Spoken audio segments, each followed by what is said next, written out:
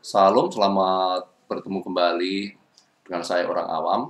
Yang saya harapkan saudara semuanya dalam keadaan sehat semuanya, mantap sehat ya. Saudaraku yang dikasihi oleh Tuhan Yesus Kristus, pada saat ini saya ingin uh, membicarakan tentang kafir karena suka kita dengar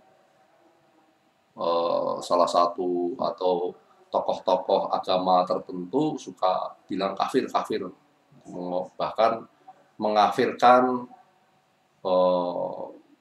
orang-orang di luar golongannya. Kalau kita lihat di dalam Kamus Besar Bahasa Indonesia di tab saya, ya, aduh maaf ini tab lama itu ya, Kamus Besar Bahasa Indonesia itu dikatakan kafir itu orang yang tidak percaya kepada Allah dan Rasulnya. Itu jelas yang membuat adalah orang Muslim tentunya di dalam Kamus Besar Bahasa Indonesia ini. Atau kalau di bawahnya itu kafir itu ateis atau kufur atau ya ateis, itu orang yang tidak percaya sama Tuhan. Kalau digolongkannya ke situ ya tentunya kami bukan orang kafir, tapi kan mereka para tokoh agama tertentu ini menunjuk di luar agama mereka itu orang kafir. Harusnya namanya juga Kamus Besar Bahasa Indonesia itu harusnya mencari sumber-sumber di luar dari Muslim juga, bertanya apakah agamamu itu mempergunakan atau mengenal kafir juga. Dan ternyata di dalam Alkitab kami, Alkitab ini, ya kan, Alkitab ini ada kata-kata kafirnya juga. Lembaga Alkitab Indonesia, ya, tahun 2000 berapa ini? Tahun 2006 di dalam Lembaga Alkitab Indonesia tahun 2006 dalam bilangan Kitab Bilangan 23 ayat yang ke-9 disebutkan, sebab dari puncak gunung-gunung batu aku melihat mereka, dari bukit-bukit aku memandang mereka, lihat suatu bangsa yang diam tersendiri dan tidak mau dihitung di antara bangsa-bangsa kafir. Kalau menunjuk ke sini, itu artinya adalah kata kafir di dalam bilangan ini tentunya, kalau menurut saya loh ya, orang awam itu memahaminya, kafir itu yang dimaksud di dalam bilangan 23 ayat 9 itu adalah bangsa yang tidak menyembah Tuhan atau Elohim atau IHWH. Itu bangsa yang tidak menyembah Tuhan atau Elohim atau YHWH atau apalah sebutannya oleh bangsa Israel. Itu kalau mengacu di dalam bilangan. Jadi bangsa yang tidak menyembah Elohim atau YHWH itu adalah bangsa kafir. Gitu. Nah, di luar bangsa Israel kan waktu itu banyak yang menyembah dewa-dewa, ada dewa Zeus dan Artemis dan sebagainya. Kan banyak dewa-dewa yang seperti itu. Nah, tetapi di dalam kekristenan, kafir yang disebut oleh orang Kristen, kami pun mempunyai pemandangan, saya terutama saya pribadi mempunyai pemandangan bahwa kafir di dalam Kristen adalah orang-orang yang tidak percaya kepada Allah Bapa, Allah Putra yaitu Tuhan Yesus, dan Roh Kudus. Itu adalah orang-orang kafir. Gitu. Tapi Tuhan Yesus mempunyai peringatan di sini bahwa kita dilarang untuk mengata-ngatakan kafir kepada orang lain.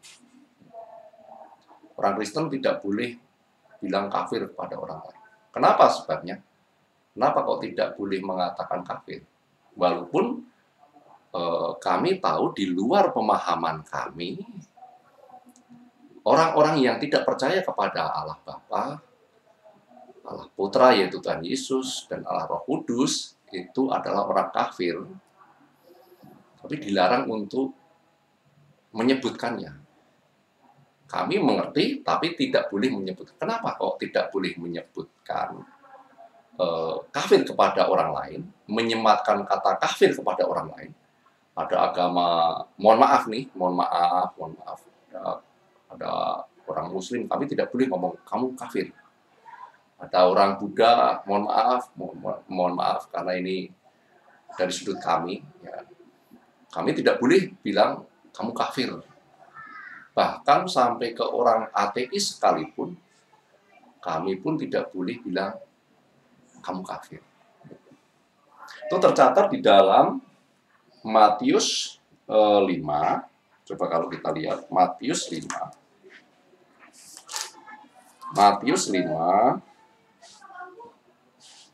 Matius 5 ayat yang ke-22.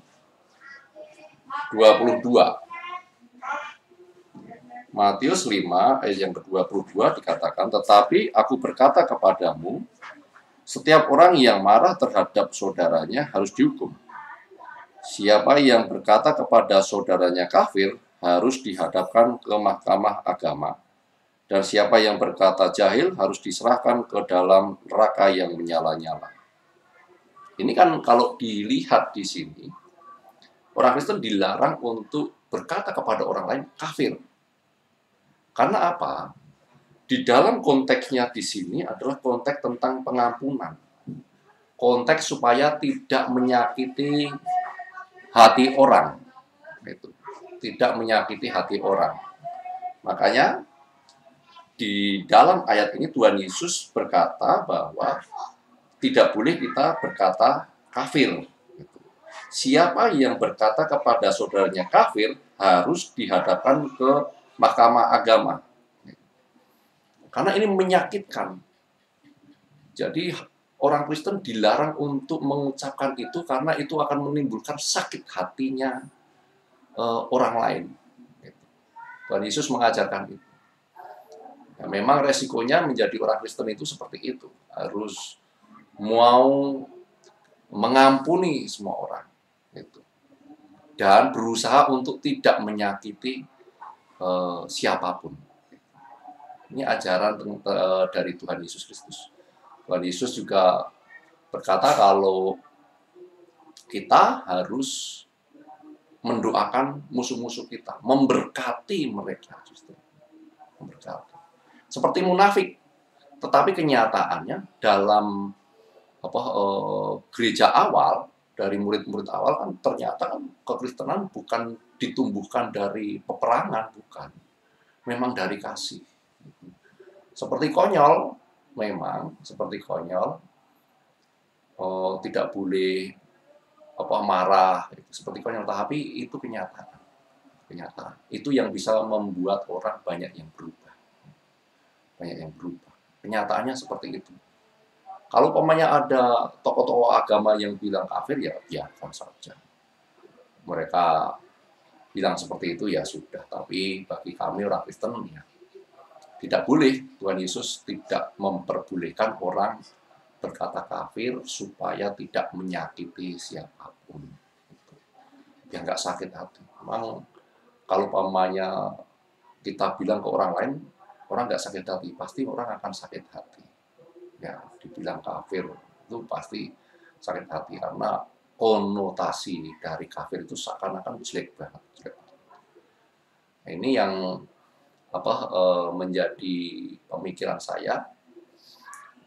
Saya harus berkata, menyelidiki bahwa di dalam kekristenan kita dilarang untuk berkata kafir kepada saudara kita, baik itu saudara sebangsa maupun setanah air. Kalau kita tidak mengatakan hal itu kepada sebangsa dan setanah air, saudara-saudara kita yang sebangsa dan setanah air, makanya kita akan menjadi kumpul, dan damai itu indah. Kekristenan mengajarkan perdamaian. Kekristenan mengajarkan cinta kasih. Nah, dimulai dari hal-hal yang seperti itu. Supaya kita tidak membuat benci kepada orang lain.